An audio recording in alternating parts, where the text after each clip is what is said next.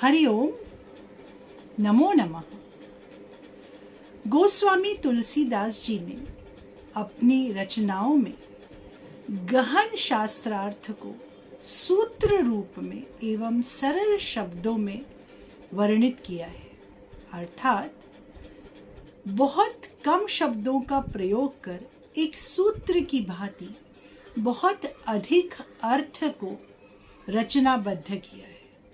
उदाहरण के स्वरूप में श्री हनुमान चालीसा का जो प्रथम दोहा है, श्री गुरु चरण सरोज रज निज मनु मुकुरु सुधारी, बरनउँ रघुबर बिमल जसु जो दायकु फलचारी।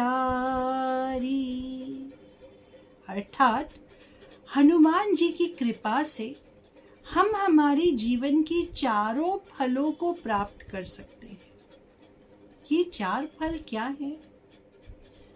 मनुष्य जीवन का लक्ष्य क्या है? अक्सर हम सोचते हैं कि हमारा जन्म क्यों हुआ है। भगवान ने हमारा निर्माण इन चारों फलों की प्राप्ति हेतु किया है, और ये चार फल है धर्म, अर्थ, काम और मोक्ष। हर मनुष्य को अपने जीवन में सदैव इन फलों को प्राप्त करने के लिए प्रयत्नशील होना चाहिए।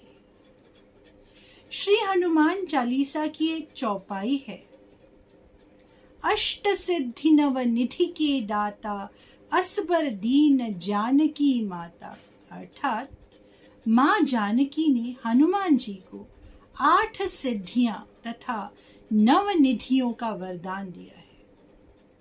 अष्ट सिद्धि, अष्ट अर्थात 8, सिद्धि अर्थात पारलौकिक या ऐसी आत्मिक शक्ति जिसके चलते हुए मनुष्य असाध्य काम भी कर सकता है, बड़ी सरलता से कर सकता है। ये हमारे शास्त्र में बहुत सारी सिद्धियों का वर्णन है, परंतु इन 8 सिद्धियों का विशेष महत्व है। ये 8 सिद्धियां इस प्रकार हैं, अणिमा महिमा चैव लघिमा गरिमा तथा प्राप्तिः प्राकाम्यमिषित्वं वशित्वं चाष्ट सिद्धयः। अर्थात ये 8 सिद्धियां हैं, अणिमा, महिमा, लघिमा, गरिमा, प्राप्ति, प्राकाम्य, इषित्व तथा वशित्व। आइए जानते हैं इन सिद्धियों का अर्थ क्या है। सबसे पहली सिद्धि है अणिमा। अणिमा, इसका अर्थ है कि यहाँ पर साधक अपने देह को एक अणु की भांति सूक्ष्म कर सकता है। जिस तरह अणु को हम अपनी आँखों से देख नहीं सकते, उसी तरह कोई भी साधक को इस सिद्धि में देख नहीं सकता है। वो अपने शरीर को अत्यंत लघु एक अणु की तरह सूक्ष्म कर सकता है। हम सभी जानते हैं इसी सिद्धि के द्वारा हनुमान जी ने लंका में प्रवेश किया।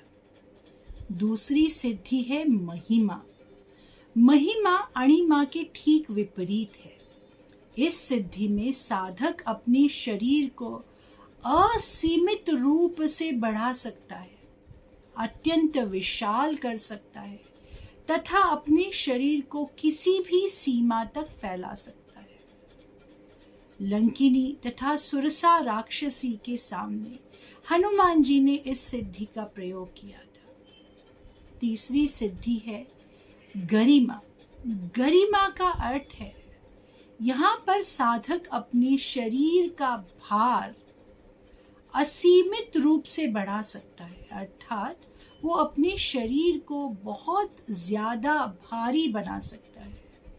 शरीर का आकार तो सीमित ही रहता है, परंतु उसका वजन या उसका भार साधक जितना चाहिए उतना बढ़ा सकता है।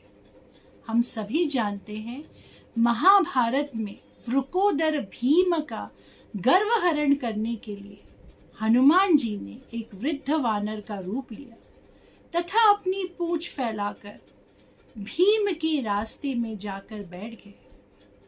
जब भीम ने उन्हें अपनी पूंछ हिलाने को कहा तब हनुमान जी ने कहा, मैं तो एक वृद्ध वानर हूँ, मुझ में इतनी शक्ति नहीं है, आप ही मेरी पूंछ को तनिक सरका दीजिए। महाकाय प्रयत्नों के बावजूद भी महाबली भीम हनुमान जी की पूंछ को तनिक भी हिला न सके, क्योंकि हनुमान जी उस वक्त गरिमा सिद्धि का प्रयोग कर रहे थे। पांचवी सिद्धि है, माफ कीजिएगा, चौथी सिद्धि है लघिमा। लघिमा का अर्थ है कि साधक अपने शरीर को बहुत ही हल्का कर सकता है, अर्थात ये गरिमा के विरुद्ध है कि वो अपने शरीर के भार को इतना कम कर सकता है कि पवन से भी तेज गति से वो कहीं पर भी उड़कर जा सकता है। उसके शरीर का भार न के बराबर होता है। इस सिद्धि से ही हनुमान जी ने समुद्र पार कर लंका की ओर उड़ान भरी थी। पांचवी सिद्धि है प्राप्ति। प्राप्ति का अर्थ है साधक बिना किसी रोक टोक के किसी भी स्थान पर आ जा सकता है। अपनी इच्छा अनुसार वो वहां पर पहुंच सकता है, अदृश्य हो सकता है, पुनः सदृश्य हो सकता है, तथा वो अपने आप को इस तरह से वहां पहुंचा सकता है कि कोई उसे देख न सके। इस सिद्धि को कहते हैं प्राप्ति। छठी सिद्धि है प्रकाम्य। प्रकाम्य सिद्धि में साधक किसी के भी मन की बात को बहुत सरलता से समझ सकता है तथा सामने वाले व्यक्ति को अपने मन की बात अभिव्यक्त करने की भी आवश्यकता नहीं है। अर्थात साधक मनुष्य के मन में क्या हेतु है, वो क्या करना चाहता है, ये बिना उसके कहे ही जान लेता है। इस सिद्धि को कहते हैं प्राकाम्य।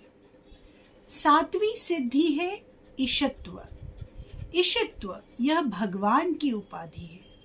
यह सिद्धि प्राप्त करने के पश्चात साधक स्वयं ईश्वर तत्व को प्राप्त होता है, ईश्वर स्वरूप हो जाता है तथा पूरे विश्व पर, पूरे ब्रह्मांड पर अपना आधिपत्य स्थापित कर सकता है। सबसे आखिर में आती है आठवीं सिद्धि वशित्व।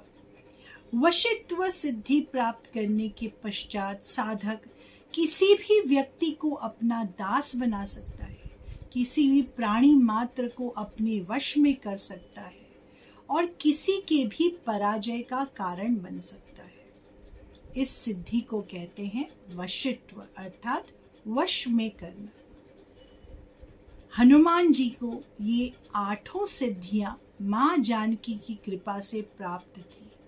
आइए आज हम भगवान श्री बजरंगबली के चरणों में प्रार्थना करें कि वे हमारे अपराधों को क्षमा कर हमें एक सिद्धि प्राप्त करने में सदैव हम पर कृपा करें, और वो सिद्धि है भगवान श्री राम के चरणों में अनन्य भक्ति। जय श्री राम।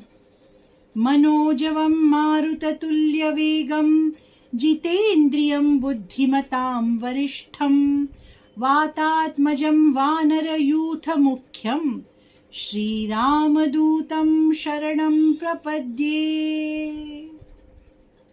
जय श्री राम। हरि ओम। नमो नमः।